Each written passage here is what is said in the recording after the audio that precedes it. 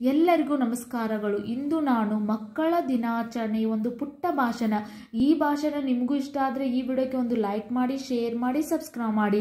ಎಲ್ಲರಿಗೂ ನಮಸ್ಕಾರ. ಪ್ರೀತಿಯ ಮುತ್ತು ಮಕ್ಕಳಿಗೆ ಮಕ್ಕಳ ದಿನಾಚರಣೆಯ ಶುಭಾಶಯಗಳು. ಮಕ್ಕಳ ದಿನಾಚರಣೆಯನ್ನು ಪ್ರತಿ ವರ್ಷ ನವೆಂಬರ್ 14ರಂದು ಆಚರಿಸುತ್ತೇವೆ. ಪ್ರೀತಿಯ ಮುದ್ದು ಮಕ್ಕಳಿಗೆ ಮಕ್ಕಳ ದಿನಾಚರಣೆಯ ಶುಭಾಶಯಗಳು. ಮಕ್ಕಳ ದಿನಾಚರಣೆಯನ್ನು ಪ್ರತಿ ವರ್ಷ ನವೆಂಬರ್ 14ರಂದು ಆಚರಿಸುತ್ತೇವೆ. ನೆಹರು ಅವರ ಜನ್ಮದಿನದಂದು ಮಕ್ಕಳ ದಿನಾಚರಣೆ ಆಚರಿಸುತ್ತೇವೆ. ನೆಹರು ಅವರು ನಮ್ಮ ದೇಶದ ಮೊದಲ ಪ್ರಧಾನಿ.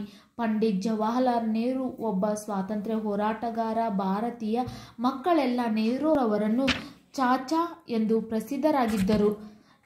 ನೆಹರು ಅವರಿಗೆ ಮಕ್ಕಳೆಂದರೆ ಜೀವ, ಮಕ್ಕಳೆಂದರೆ ಹೂಗಳಿದ್ದಂತೆ ಎಂದು ಭಾವಿಸುತ್ತಿದ್ದರು.